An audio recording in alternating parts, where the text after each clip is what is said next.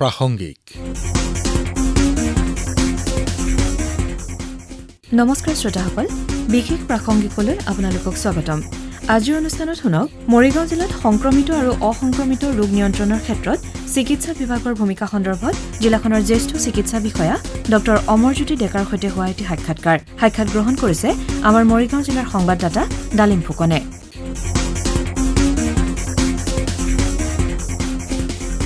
নমস্কাৰ শ্ৰোতাসকল, আজি আমি আকাশবাণী গুৱাহাটী কেন্দ্ৰৰ বাতৰি বিভাগৰ প্ৰাসংগিক অনুষ্ঠানলৈ নিমন্ত্ৰণ জনাই আনিছোঁ মৰিগাঁও জিলাৰ জ্যেষ্ঠ চিকিৎসা বিষয়া, তেখেতে জিলা যক্ষ্মা বিষয়া হিচাপেও কাম কৰি আছে, জিলা এইডছ নিয়ন্ত্ৰণ বিষয়া তথা জিলা গুণগত ক্ষেত্ৰ বিষয়া হিচাপে মৰিগাঁও জিলাৰ স্বাস্থ্য বিভাগৰ বিভিন্ন আঁচনিৰ কাম কাজ চোৱা চিতা কৰি আছে। আজি আমি এই প্ৰাসংগিক অনুষ্ঠানত তেখেতৰ লগত দুআষাৰ কথা পাতিবলৈ ওলাইছোঁ, বিশেষকৈ সংক্ৰমিত আৰু অসংক্ৰমিত ৰোগসমূহ নিয়ন্ত্ৰণ কৰাৰ ক্ষেত্ৰত মৰিগাঁও জিলাত তেখেতৰ বিভাগৰ জৰিয়তে কেনেদৰে আগবাঢ়িছে। নমস্কাৰ ডক্টৰ অমৰজ্যোতি ডেকা ডাঙৰীয়া। হয়, নমস্কাৰ। হয়, আপুনি কওকচোন ডেকা ডাঙৰীয়া, যে আপুনি এই সংক্ৰমিত অসংক্ৰমিত ৰোগসমূহ মৰিগাঁও জিলাত নিয়ন্ত্ৰণৰ ক্ষেত্ৰত কেনেদৰে আগবাঢ়িছে, জিলা নোডেল বিষয়া হিচাপে আপুনি অৱগত কৰক আমাক। হয়, মৰিগাঁও জিলাৰ বাসিন্দাসকল আপুনি উল্লেখ কৰাৰ দৰে সংক্ৰমিত আৰু অসংক্ৰমিত দুই ধৰণৰ বেমাৰতে ভুগি আছে। আপুনি যদি শতাংশৰ হিচাপত চাই, দুইটা বেমাৰৰ মাজত আমাৰ কমিউনিকেবলতকৈ নন কমিউনিকেবল যোনটো অসংক্ৰমণজনিত ৰোগ বুলি কওঁ, তাত আমি শতাংশটো বেছি হিচাপে পাওঁ। এতিয়া ৰাইজৰ মনত এটা প্ৰশ্ন আহিব পাৰে যে কোনবোৰ বেমাৰক আমি অসংক্ৰমণজনিত ৰোগ বুলি কওঁ। আমি মধুমেহ বা যাক সাধাৰণতে ডায়েবেটিছ বুলি কোৱা যায়, তাৰপিছতে উচ্চ ৰক্তচাপ বা হাইপাৰটেনশ্যন, আমাৰ হাৰ্টৰ বেমাৰ যাক আমি কৰ'নাৰী আৰ্টাৰী ডিজিজ বুলি ক'ব পাৰোঁ, বা প্ৰেছাৰৰ কাৰণে গৈ যদি ষ্ট্ৰ'ক হৈছে, এনেকুৱা ধৰণৰ বেমাৰবোৰ আমি প্ৰধানত অসংক্ৰমণজনিত বেমাৰ বুলি কওঁ। কেঞ্চাৰৰ ভিতৰত আমি যদি কওঁ যে ব্ৰেষ্ট কেঞ্চাৰ বা চাৰ্ভাইকেল কেঞ্চাৰ, আমাৰ হাওঁফাওঁতো হ'ব পাৰে কেঞ্চাৰ, বা মুখগহ্বৰত যি কৰ্কট ৰোগ হয়, এইবোৰ হৈছে অসংক্ৰমণজনিত ৰোগ। এতিয়া শ্বাস প্ৰশ্বাসজনিত কিছু ৰোগ আছে, সেইবিলাকক আমি অসংক্ৰমণজনিত বুলি ক'ব পাৰোঁ। তাৰ ভিতৰত আছে যেনেকে এজমা বা COPD। এই বেমাৰটো যেনেকে TB এটা সংক্ৰমণজনিত, হাওঁফাওঁতে হয়, কিন্তু TBটো হৈ গ'ল সংক্ৰমণজনিত, এজমা বা COPD সেইকেইটা হৈছে অসংক্ৰমণজনিত। অন্য ধৰণৰ অসংক্ৰমণজনিত ৰোগ হৈছে আমাৰ কিডনীৰ বেমাৰ, আমাৰ যোনটো বয়সৰ লগে লগে হাড় দুৰ্বল হৈ গৈ অস্টিঅপৰচিছ বুলি ক'ব পাৰে, বা মানসিকৰ ক্ষেত্ৰত আমি যদি কওঁ এলজাইমাৰ্ছ ডিজিজ বা তেনেকুৱা ধৰণৰ বেমাৰ হ'ল অসংক্ৰমণজনিত। মৰিগাঁও জিলাৰ স্বাস্থ্য বিভাগৰ অন্তৰ্গত যি বৃহৎ ব্যৱস্থাপনা আছে, অসম চৰকাৰ, ভাৰত চৰকাৰৰ নীতি অনুসৰি এই সকলোবোৰ বেমাৰৰ ক্ষেত্ৰতে এটা তৰপে ৰাইজৰ মাজত সেৱা আগবঢ়াব পৰাকৈ ব্যৱস্থাপনা আছে।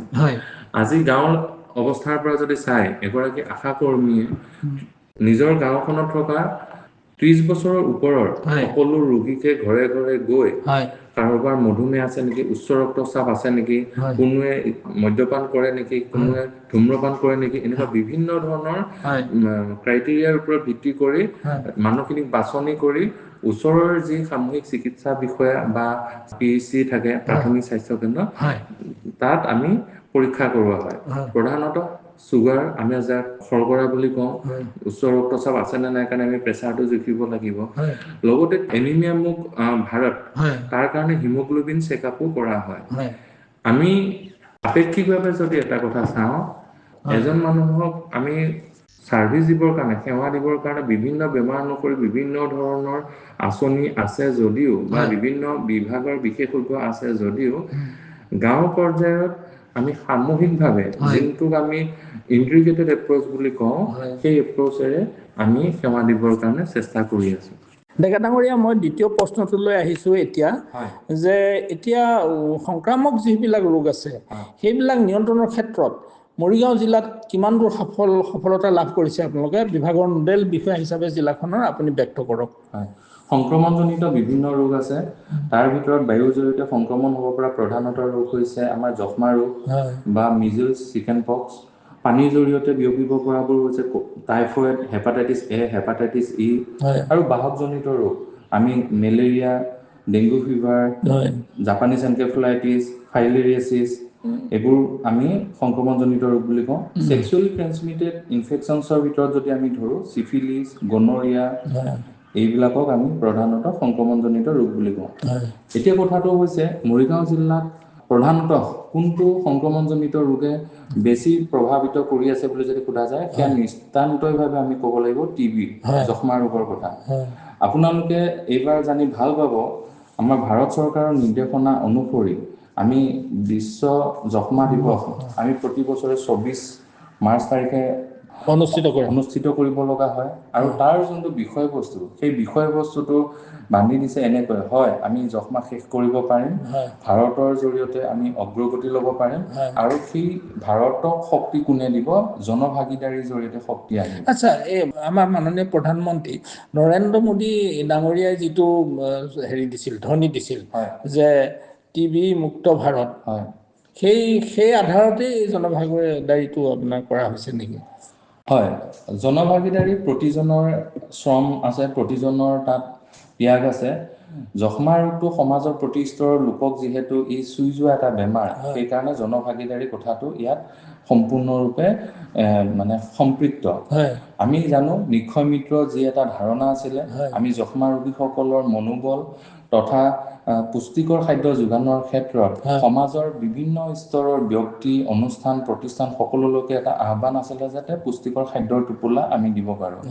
আকাশবাণী গুৱাহাটীৰ সৈতে হোৱা আগৰ কথোপকথনতো আমি মৰিগাঁও জিলাৰেই নহয়, এই দেশৰ বা অসম ৰাজ্যৰ বিভিন্ন ব্যক্তিক আমি আগবঢ়োৱা আমাৰ আহ্বান অনুসৰি আৰু আমাৰ মৰিগাঁও জিলাৰ মাননীয় জিলা আয়ুক্তা অনামিকা তিৱাৰী বাইদেউৰ সবল নেতৃত্বত মৰিগাঁও জিলাৰ প্ৰতিজন যক্ষ্মা ৰোগী এতিয়া খাদ্যৰ টোপোলা পাবলৈ সক্ষম হৈছে।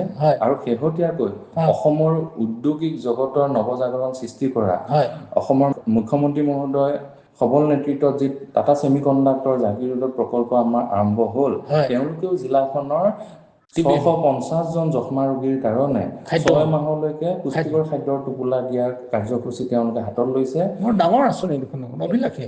এইটো অভিলাষী আঁচনি, কিন্তু এইটো চৰকাৰে জনোৱা আহ্বানৰ প্ৰতি জনভাগিদাৰীৰ যি ধাৰণা, সেই সঁহাৰিৰ জৰিয়তে আহিছে।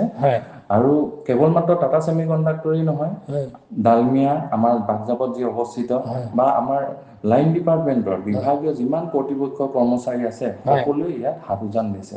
গতিকে এইবাৰ বিশ্ব যক্ষ্মা দিৱসৰ যি বিষয়বস্তু যে জনভাগিদাৰীৰ জৰিয়তে আমি যক্ষ্মা শেষ কৰিব পাৰিম নেকি, সেয়া সঁচাকৈ মৰিগাঁৱৰ ক্ষেত্ৰত সাঙুৰ খাই উঠিছে আৰু ইয়াৰ বাস্তৱ প্ৰতিফলন হৈছে। নহয়, এতিয়া ধৰক আপোনালোকে এই বিষয়ে সজাগতা সৃষ্টি কৰাৰ লগতে যে এই টিবি মুক্ত ভাৰত, এই যিটো ধাৰণা, এইটো সম্পূৰ্ণ সফল কাম হ'ব পাৰিবগৈনে বাৰু এই বৰ্ষৰ ভিতৰতেই, যিটো মানে চৰকাৰে যিটো এতিয়া টিবি মুক্ত ভাৰত গঢ়িবলৈ হ'লে আমি যক্ষ্মামুক্ত পঞ্চায়ত গঢ়িব লাগিব। যক্ষ্মামুক্ত পঞ্চায়তৰ ধাৰণা অহাৰ লগে লগে যক্ষ্মামুক্ত গাঁও আহিব। ভাৰত চৰকাৰৰ নিৰ্দেশনা অনুসৰি এখন গাঁৱৰ বা 1000 জনসংখ্যাৰ বিপৰীতে 30 জনক আমি কফৰ পৰীক্ষা কৰিব পাৰিব লাগে। 1000 গাঁৱত এজনতকৈ আমাৰ যক্ষ্মা ৰোগী কম থাকিব পাৰিব লাগে। সেই গাঁওখন বা সেই পঞ্চায়তক আমি যক্ষ্মামুক্ত পঞ্চায়ত হিচাপে ক'ব পাৰিম। আৰু মৰিগাঁও জিলাত আমি আধাতকৈও মানে 85টা পঞ্চায়তৰে আমি 44টা পঞ্চায়তত যক্ষ্মামুক্ত পঞ্চায়ত হ'ব পৰাকৈ আমি কৃতকাৰ্যতা লাভ কৰিছোঁ। আৰু এই ক্ষেত্ৰত আমি ভাৰত চৰকাৰৰ ওচৰত সেই মান্যতা পাবৰ কাৰণে নথি পত্ৰ আমি জমা দিছোঁ। তেওঁলোকে পৰ্যায়ক্ৰমে এই বিষয়ে আনুষ্ঠানিক যি ঘোষণা, সেই ঘোষণা কৰিব। এই যক্ষ্মা ৰোগ দিৱসতে কৰাৰ সম্ভাৱনা আছে নেকি? হয়, তাৰ আগতেই কৰাৰ সম্ভাৱনা আছে, কিন্তু আমি আশাবাদী যে মৰিগাঁও জিলাৰ 44টা পঞ্চায়তত আমি যক্ষ্মামুক্ত পঞ্চায়ত হিচাপে ঘোষণা আমি শুনিবলৈ পাম। ধন্যবাদ ডক্টৰ ডেকা ডাঙৰীয়া, আপুনি আজি এইখিনি গুৰুত্বপূৰ্ণ কথা মৰিগাঁও জিলাৰ স্বাস্থ্য খণ্ডৰ সফলতা সম্পৰ্কে আমাক জনালে, তাৰ বাবে ধন্যবাদ জনালোঁ। প্ৰাসংগিক শুনিলে। আজিৰ অনুষ্ঠানত মৰিগাঁও জিলাৰ জ্যেষ্ঠ চিকিৎসা বিষয়া ডক্টৰ অমৰজ্যোতি ডেকাৰ সৈতে হোৱা সাক্ষাৎকাৰ শুনিলে। সাক্ষাৎ গ্ৰহণ কৰিলে আমাৰ মৰিগাঁও জিলাৰ সংবাদদাতা ডালিম ফুকনে। অনুষ্ঠানটিৰ প্ৰযোজনা আকাশবাণী গুৱাহাটীৰ বাতৰি বিভাগৰ আৰু সহযোগিতা আগবঢ়ালে জয়ন্ত কুমাৰ নাথে।